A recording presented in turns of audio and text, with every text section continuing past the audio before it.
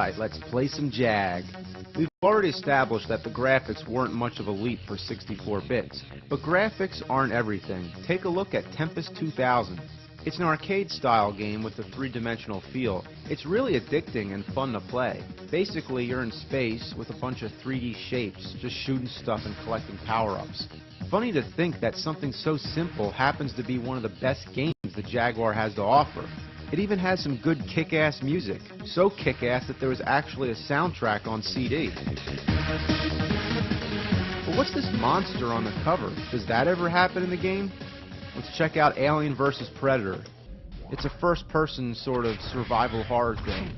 You can play as not only the alien and the predator, but as a marine. And with each character, your objectives are completely different. Surprisingly, it's most fun to play as the marine because you have a gun. But with the alien and predator, you have to sneak up on people. Not much to say, but it's another memorable game on the Jaguar. Next up, the big motherfucker of first-person shooters, Doom. This is one of the best console ports of Doom that I've played. It comes as close to the PC version as it gets. But they had to ruin it with one thing.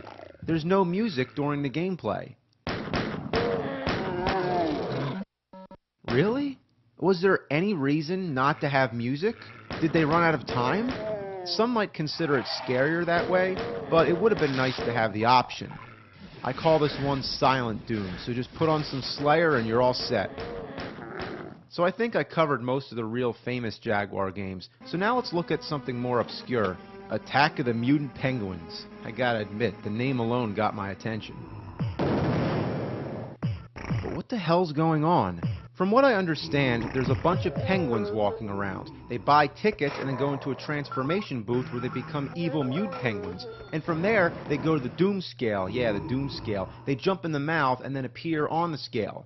So you gotta stop the penguins by using a weapon, for example, a baseball bat. How do you get the bat? You gotta collect letters that spell the word bat. Where do you find the letters? Inside treasure chests. But how do you open the treasure chests? A key, right? No, gremlins. Yeah, you collect what they call gremlins, and supposedly you drop the gremlins inside the treasure chest and then it opens. But no, it doesn't open right away. It takes like 10 seconds. The more gremlins you use, the faster it opens. But it doesn't open, it like explodes. When you get the bat, you gotta kill all the penguins, but they don't die if you hit them. Instead, there's a bunch of power orbs that scatter all over. You gotta get all the power orbs to power up your bat so you can kill the penguins. But you only kill the penguins wearing hats because the ones that don't wear hats fight the ones that do wear hats. If the mutant penguins on the Doom scale outweigh the regular penguins, the Doom scale starts screaming and going apeshit.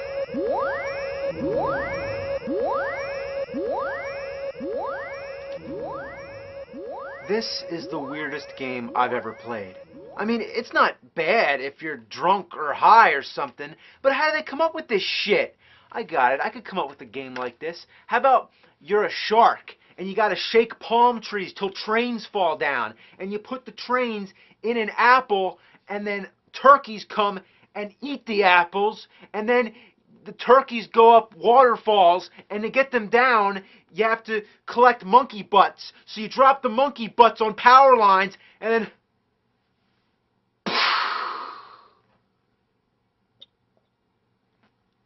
Alright, what's next?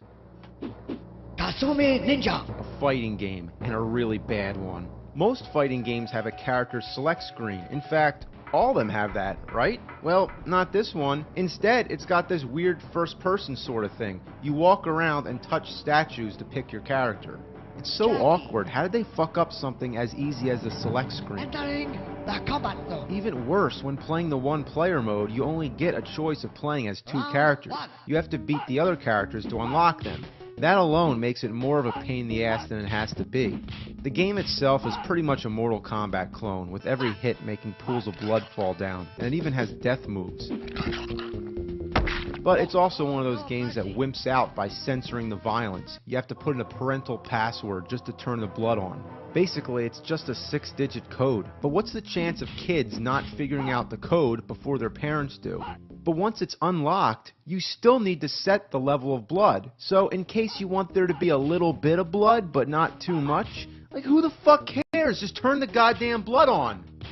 The control is horrible. It's almost as bad as Shaq Fu. I'm not kidding. The attacks are sluggish, there's not much strategy, and you'll never guess how to do the special moves. You try everything. Back forward kick, down forward punch, half circle back punch, you know, the typical stuff. But none of that works. So you gotta either maybe have the instruction manual or go on the internet to get the moves. You gotta hold the C button. Like instead of down forward C, you gotta hold C while you do it. Why couldn't it be something more common? I think one basic important thing in any fighting game is being able to pick it up and play. And the special moves are ridiculous. Like, what is this? He shoots fireballs at his dick? Or maybe it's a gaping flame vagina? Who the fuck knows? Somebody was not right in the head. This game is fucking horrible. How do you wash down the bad taste of one shitty game with another? Cybermorph. I already mentioned that this one looks worse than Star Fox, but let's give it a chance. Good luck. Where did you learn to fly? What's with this green face? It's disturbing. Where did you learn to fly? Stop talking to me. Where did you learn to fly? Where did you learn to fly? Every single time you hit something, it says that. Where did you learn? Knock it off. God, the mountains come out of nowhere. They just pop up, giving you no time to react. And when you die, it picks you up right where you left off. Sometimes I complain about games making you start back at the beginning, but this one literally puts you right back where you are. Imagine if in Super Mario Brothers you run into a Goomba and die. Okay, then what? Does it start you right in front of the Goomba again? Where did you learn? That voice just never stops. Where did you learn to Shut fly? up. Where did you learn to fly? Where did you learn to fly? Where did you learn Oh, come to on! fly? That's enough of that. Where did you learn to fly? Oh, gotta get out of my head. Where did you learn to fly? Where did you learn to fly? Where did you learn to fly? Oh, I gotta get out of my head. Where did you learn? I gotta get out of my head. Where did you learn to fly? Stop! Where did you learn to fly? Oh shit! Oh shit! Where did you learn to fly? Where'd you learn to be an asshole? Jaguar, I've had all I can take. You're the most fucking... Did you just growl at me? Oh God!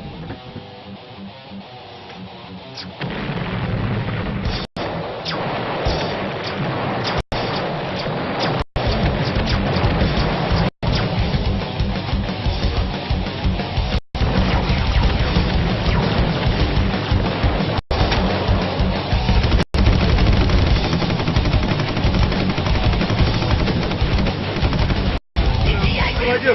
Take this, kitty! Sick 'em!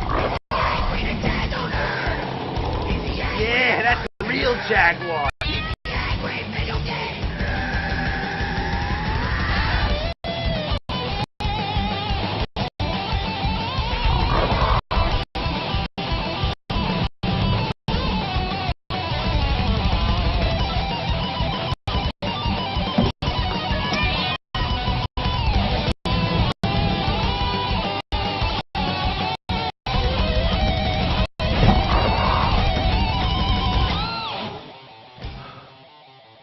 Well, okay, we played a few Jaguar games. We played a sports game, a side-scroller, a first-person shooter, a fighting game, a racing game, and a flying game. We played some good games, some bad games, and overall, makes me want to puke. Like a cat.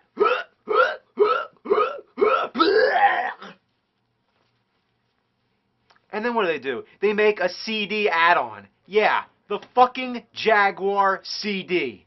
There's something about this that perplexes me. You have a game console that not many people owned, so you make an add-on that requires owning the game console. What were they thinking? It should have just been its own individual game system. Besides, the fucking thing has its own AC adapter, so that's two. One for the Jaguar and one for the Jaguar CD. And that's some cool looking design. It looks just like a toilet. Yeah, it's a fucking toilet. What a perfect analogy. I would review some games, but there's one problem. Fucking bastard doesn't work. Not even the cartridge slot, so I can't even play my regular Jaguar games while this thing's connected. I tried using different AC adapters, but nothing worked. It simply won't read the disc. So I sent this broken piece of shit to my friend Richard to see if he could fix it. He invented the Nintoaster, a fully functional NES made out of a toaster. He also made the Super Gen Atari, which plays NES, SNES, Genesis, and Atari 2600 games. So game mechanisms are his specialty. If he can't fix it, then it's fucked. Here's his diagnosis. Yes, the Atari Jaguar CD. What a steaming pile of fucking shit that was. I want to make sure there's nothing wrong with the console itself first, just to rule it out. So I plug in a game, push the power button, the Jaguar logo comes careening towards me in the foreground, and after a particularly hilarious fucking startup sequence, I'm playing some Tempest 2000. Whoa! So now I know there's nothing wrong with the console itself. Time to move on to the CD unit. So I plug it in, hook up the additional 47 cables that came with it, push the power button, the logo comes careening towards me in the foreground, snarls, and the red screen of death indicating a connection problem. So, the first thing I did was deep clean every single contact point on both the console and the CD unit. I turned it on, red screen. Then I went back and made physical adjustments to every contact point in both the console and CD unit so it'd make a more solid connection. Turned it on, red screen. Finally, I just said fuck it and directly wired those two sons of bitches together, completely bypassing any and all cartridge ports and ruling out the remote chance of there ever being any kind of connection issue between the two systems. I turned it on, and guess what? Red screen! So at this point, I pretty much just gave up and shipped everything back to him, along with a Pong machine, which pretty much just says, I'm sorry, man, this thing is just too shitty for me to work on. I think between the flaming fuck you middle finger red screens and getting snarled at the same time, this machine has become self-aware and does not want to be repaired. That is my diagnosis. Richard out. Well, thanks for trying. And thanks for the Pong console. Would you believe that a 30-year-old Pong console attached to a cell phone adapter would work, but a cutting-edge snarling Jaguar doesn't? There's something wrong here. And you know what? I blew $250 on this thing. So, you know what I did? Bought another one. Yeah. And guess what?